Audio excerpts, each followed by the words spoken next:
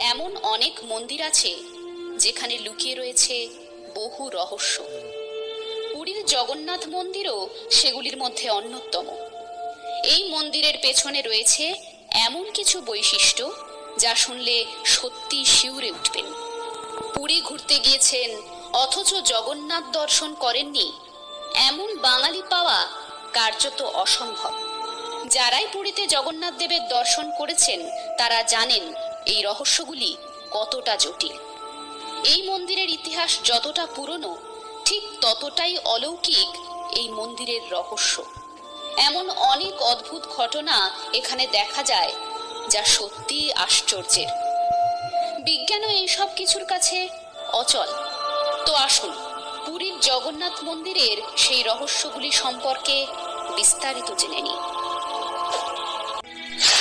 কথিত আছে পুরীর জগন্নাথ মন্দিরে নাকি ভগবান শ্রীকৃষ্ণের মৃত্যুর রহস্য লুকিয়ে রয়েছে।